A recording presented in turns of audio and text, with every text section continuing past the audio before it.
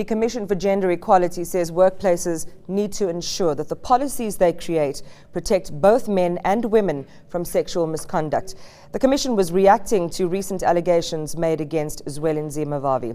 Joining me from our Pretoria studio is Commission of Gender Equality spokesperson, Mr. Javu Baloyi. Good evening. Thank you for coming in.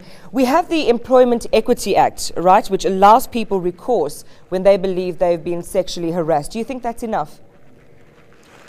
It is not enough because some of the people do not follow the Employment Equity Act. What we need people to cascade issues of policies in the workplace, wherein they have got policies which are translated in the language which both the employer and the employees will understand them, and those people in the workplace should be aware what is it that contained there, what are the steps that should be taken, and people need to be workshopped so that they get to understand. It shouldn't be a document which lies somewhere in the HR department. It should be something which is known by everyone.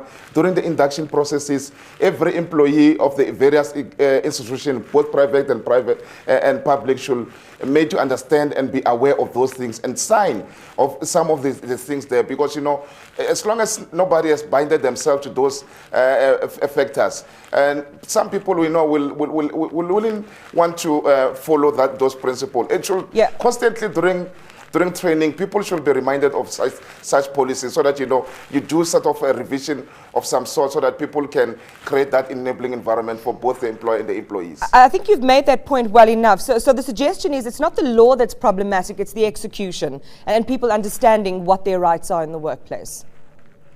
Most definitely. Most people, we have got various laws in South Africa, but the implementation thereof, and at times, you know, you'll find that, you know, who does it, the law favors at a particular point in time. Say a junior staff member has to complain about me being a senior colleague, colleague at the CGE. You'll find that, you know, say at times, you know, things tend to bend to the person with power in a workplace. That's why we're saying as a categorically clear as a CGE that, you know, this policy should be known and it should be implemented across the board. It shouldn't look at the rank and the file of a person within the workplace, but it should look holistically all employees within the workplace. But you, as the CGE, is also calling for the creation of new policies. What would you like to see? We want to see we're in a situation where the working environment is enhanced. It's conducive for both men and women. It attracts those that, you know, are afraid to go in certain areas because, you know, they know that, you know, the institution it's known for its wrongdoing. It's known for suppressing either men or women. So those are some of the things. And through Imana, if I may, we have done something called employment equity hearing as a CGE.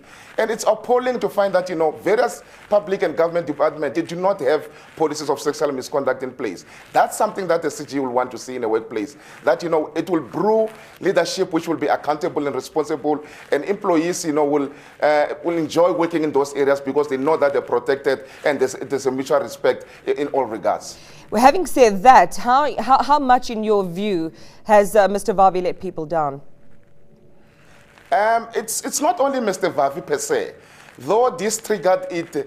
We're saying it goes to the moral fiber of society to say, if you are a leader in a workplace, wherever you are, what is it that, you know, you ought to do as in society? Because, you know, there are people who are marveling at some leadership skills which a person enhance within the workplace.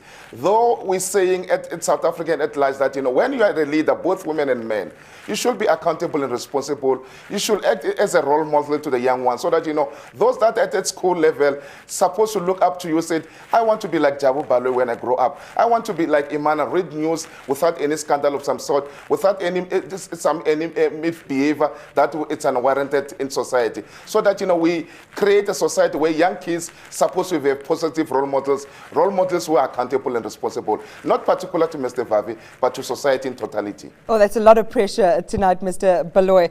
Let me end with this one. What damage does the fact that this woman first cried rape, didn't go to the police, and then dropped the allegation?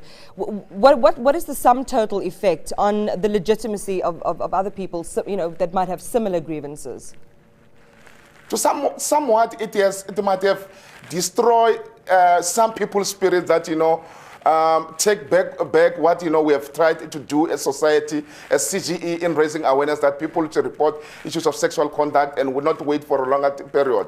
We cannot at this stage know what is it that was reasoning behind not lodging the case. We cannot also know why she withdrew the case. That's why even our statement we said we do not know all the merits. But it's incumbent upon every rape victim and survivor to report such issues to the police as speedily as possible, so that the police and the expert, because we have got sexual offences courts now open, and we need to ensure that we do things through the justice system, so that we do not create a situation which arises because of the rape allegation being withdrawn and being alleged at some stage. Right, so we'll those leave are it some there, of the Mr. things Baloyi. that That is a great place with which to end. We thank you for your time. He was the spokesperson for the Commission of Gender Equality, Javu Baloyi, joining us from Pretoria.